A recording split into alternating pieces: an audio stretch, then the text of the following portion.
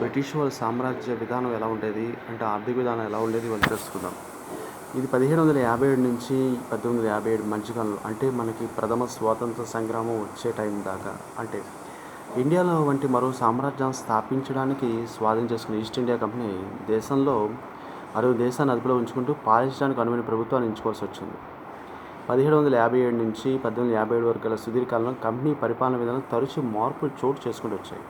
అయితే కంపెనీ లాభాలను వృద్ధి చేసుకోవడం, ఇండియాలో వస్తున్న ఆస్తుల లాభదాయక శక్తిని వృద్ధి చేసుకోవడం, ఇండియాపై తమ పట్టును కొనసాగించు మరింత పటిష్టం చేసుకోవడం అనే తన ప్రధాన లక్ష్యాల పట్టి ఎప్పుడూ అలసత్వం వహించలేదు.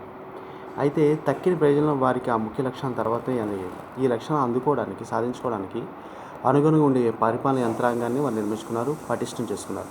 ఎలాంటి అవాంతరాలు లేకుండా ఇండియాతో వాణిజ్య సంబంధాలు కొనసాగించడానికి, వనరులను పరిరక్షించుకోవడానికి, పరిరక్షించుకోవడానికి మన దగ్గర నుంచి పిండుకోవడానికి ఇక్కడ అర్థం చేసుకోవాలి. శాంతి భద్రతల పరిరక్షణ అనేది మరీ ముఖ్యం కాబట్టి పరిపాలన దాని అగ్రతర ప్రాముఖ్యం ఇచ్చారు.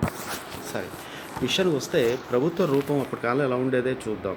ఈ 100 సంవత్సరాల కాలంలో అంటే ప్రభుత్వ రూపం ఈస్ట్ ఇండియా కంపెనీ అధికారులు ఏంటంటే 1765లో బెంగాల్ తమ ఆధీనం తెచ్చుకున్నారు. ఆ ప్రాంతానికి సంబంధించిన పరిపాలనలో కొత్త పద్ధతులు ఏమైనా ప్రవేశపెట్టడం తలంపు వారికి లేదు. లాభసాటికి వ్యాపారం చేయడం, ఇంగ్లాండ్ పంపించుకోవడానికి అవసరం పనులు వసూలు చేసుకోవడం మాత్రం వారికి ఏకైక లక్ష్యం.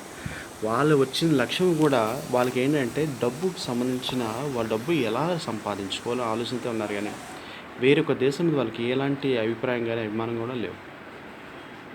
1765 నుంచి 1772 వరకు 100 ప్రభుత్వం ఉన్న కాలంలో భారతీయుల అధికారుల్ని అంతకుముందు వాళ్ళే విధులు నిర్వర్తించుకొనిచ్చారు. కానీ బ్రిటిష్ గవర్నర్కి బ్రిటిష్ అధికారులు లోబడి వారు మాత్రం పనిచేయాల్సి వచ్చేది. భారతీయ అధికారులు మాత్రం ఈ బాధ్యతలు ఉండేవి. అధికారం ఉండేది కాదు, బాధ్యతలు మాత్రం ఉండేవి. కంపెనీ అధికారులు అధికారం ఉండేది, బాధ్యతలు మాత్రం లేవు. ఎవరైనా సరే అక్కడ అధికారులన్నా ఆ కాలం అంతా అవినీతి పర్లేదు, బ్రైబ్స్ గురించి పాటుపడేవారు. 1772లో కంపెనీ ద్వంద్వ పాలన స్వస్తి చెప్పింది. 72లో తన సొంత సిబ్బంది ద్వారా బెంగాల్లో ప్రత్యక్ష పాలన ప్రవేశపెట్టింది. 1772 ఇప్పటికి చాలా కాలం, అంటే ఇంచుమించుగా 300 సంవత్సరాల దగ్గర.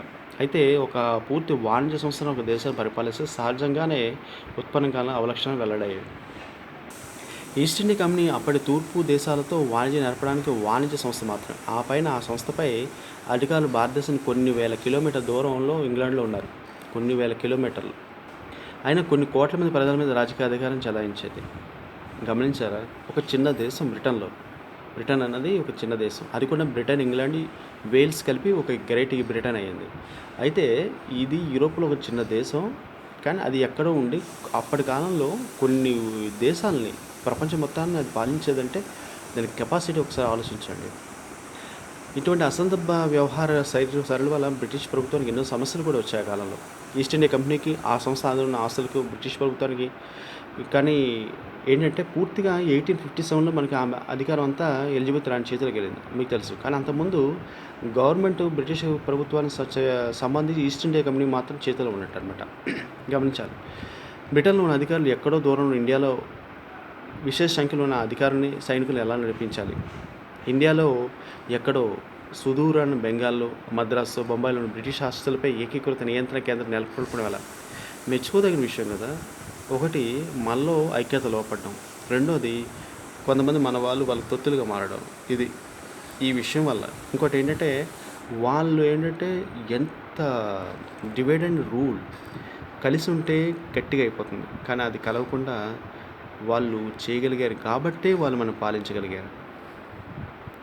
సరే, వీటి మొట్టమొదటి ఏంటంటే అతి ముఖ్యమైనది పార్టీలతో, బ్రిటిష్ పార్లమెంట్లో ఉన్న వైషమ్యాలతో, ఇంగ్లీషు రాజకీయ నాయకుల రాజకీయపరమైన ఆశలతో, ఇంగ్లీష్ వ్యాపారాల వాణిజ్య దాహంతో ముడివేసుకున్న ప్రశ్న ఒకటి.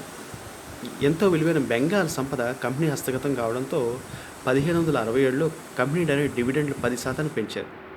1771 నాటి దానికి 12.5% పెంచారు. కంపెనీలో పనిచేస్తున్న ఇంగ్లీష్ ఉద్యోగులు తమ ఉద్యోగాన్ని అడ్డం పెట్టుకుని అక్రమ అసమంజస వ్యాపార పద్ధతుల ద్వారా బ్రిటిష్ పాలకుల నుంచి, జమీందారుల నుంచి బలంతో లంచాలు, బహుమానాల వసూలు ద్వారా అతి త్వరగా తమ భాగ్యవంతులు అయిపోయారు.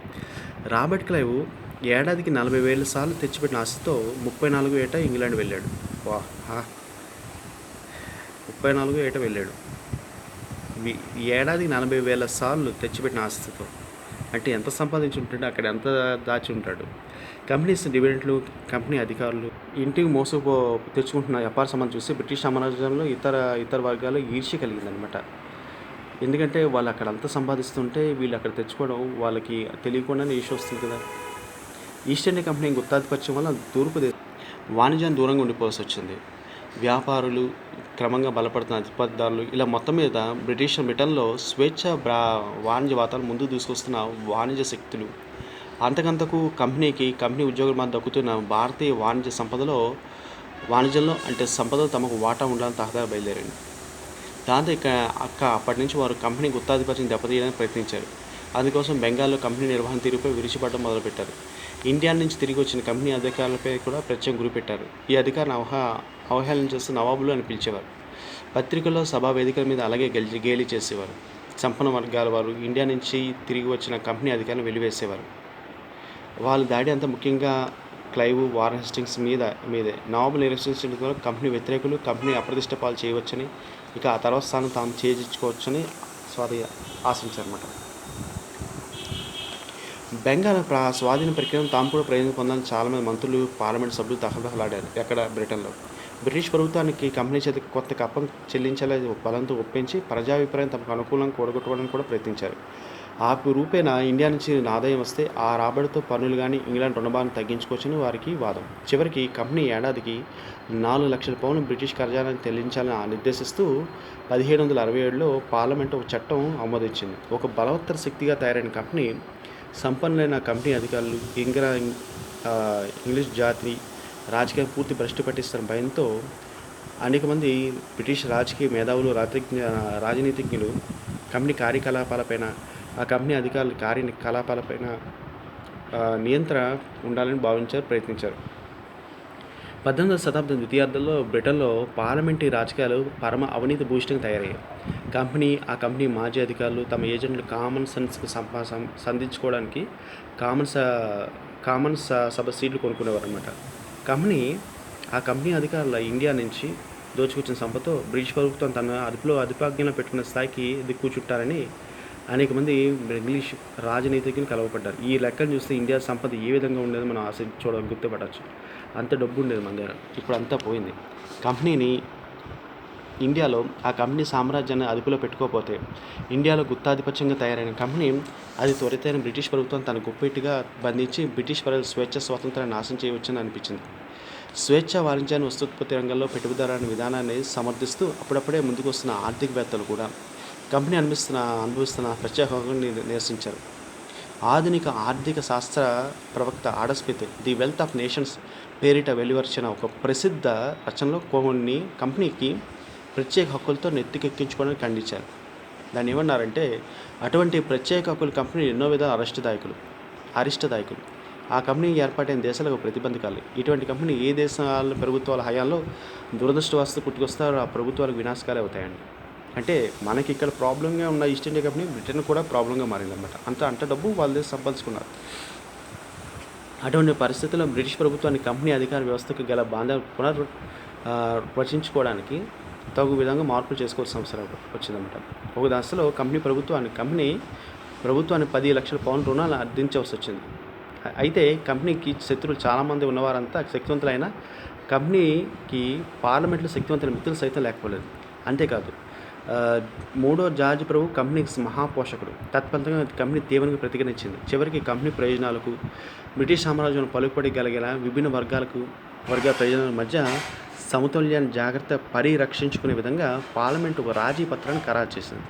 బ్రిటిష్ ఉన్నత సామాజిక వర్గాల సమిష్టి ప్రయోజనాలకు అనుగుణంగా ఇండియాలో బ్రిటిష్ పాలన సాగేందుకు వీలుగా బ్రిటిష్ పాలనా వ్యవస్థకు సంబంధించిన కంపెనీ మౌలిక విధానాలపై తన నియంత్రణ ఉండాలని బ్రిటిష్ ప్రభుత్వం నిర్ణయించింది. అయినా తూర్పు కంపెనీ గుత్తాధిపత్యాన్ని డోకా ఉండదు. ఇండియాలో కంపెనీ తనకు నచ్చిన అధికారం నియమించుకునే ఎంతో కీలకమైన అధికారం డోకా ఉండదు. అయితే భారత పాలనా వ్యవస్థకు సంబంధించి తక్కిన వివరాలన్నీ కంపెనీ డైరెక్ట్గా విడిచిపెట్టాలని కూడా నిర్ణయించారు. ఇది కంపెనీ వ్యవహారాలకు సంబంధించిన తొలి ముఖ్యమైన పార్లమెంటరీ చట్ రెగ్యులేటింగ్ యాక్టింగ్ పేరిట 1573లో వచ్చింది. కంపెనీ బోర్డు డైరెక్ట్ నియమావళి ఈ చట్టం మార్పులు తెచ్చింది. డైరెక్టర్ చర్యలపై పర్యవేక్షణ అధికారం బ్రిటిష్ ప్రభుత్వానికి ఉంటుంది. అయితే ఆచరణకు వస్తే రెగ్యులేటివ్ యాక్టింగ్ భగ్నమైపోయింది. ఈ యాక్ట్ భారత ప్రభుత్వాన్ని కంపెనీ మీద బలమైన నిర్ణయాత్మకమైన నియంత్రణ అధికారాన్ని దత్తతం చేయలేదు. అదేవిధంగా కంపెనీకి రోజులు బలపడుతున్న వ్యతిరేక వ్యాఖ్యలతో విడిచిపడుతున్న ఇంగ్లాండ్లో కంపెనీ ప్రత్యర్థులకు మధ్య సంఘర్షణ నిలువరించడంలో కూడా ఈ యాక్ట్ విఫలమైంది. దీంతోడు ఇండియాలో కంపెనీ పాలన సంస్థ అవినీతి భూయిష్టంగా, ప్రజాకంటకంగా, ఆర్థికంగా వినాశకరంగా తయారవడంతో ప్రత్యర్థుల దాడిని కంపెనీ ఎదుర్కోవాలని పరిస్థితి పడిపోయింది. రెగ్యులేటింగ్ యాక్ట్ లోపాల వల్ల బ్రిటిష్ రాజకీయ తక్షణ అవసరాల వల్ల పిట్స్ ఇండియా యాక్ట్ పేరిట 1784లో మరొక ముఖ్యమైన చట్టం తీసుకురావాల్సి వచ్చింది. కంపెనీ వ్యవహారాల మీద, ఇండియాలో కంపెనీ పాలన మీద బ్రిటిష్ ప్రభుత్వానికి కొత్త చట్టం పూర్తి ఆధిపత్యాన్ని వచ్చింది. ఈ చట్టం పురస్కరించుకుని ఇండియా వ్యవహారాల కోసం బ్రిటిష్ ప్రభుత్వం బోర్డ్ ఆఫ్ కంట్రోల్ పేరిట 6 కమిషనర్లను ఇతని క్యాబినెట్ మంత్రులు నియమించింది. కంపెనీ కోర్ట్ ఆఫ్ డైరెక్టర్లకు భారత ప్రభుత్వాన్ని మార్గనిర్దేశం చేస్తూ వాటి కార్యకలాపాలను ఆజమాయిషీ చేస్తున్న ఈ బోర్డు ఆఫ్ కంట్రోల్ బాధ్యత. ఈ చట్టాన్ని పురస్కరించి భారత ప్రభుత్వాన్ని గవర్నర్ జనరల్ ఆధీనంలో ఒక త్రిసభ్య కౌన్సిల్ ఆధీనంలో ఉంచారు. ఈ త్రిసభ్య సమితిలో ఏ ఒక్కరి మద్దతు పొందగలిగిన గవర్నర్ జనరల్ తాను సంకల్పించే కార్యక్రమం నిరాటకంగా అమలు పరుచుకోవచ్చు. ఇది తర్వాత భాగంలో మిగతా చూద్దాం. సబ్స్క్రైబ్ చేయండి.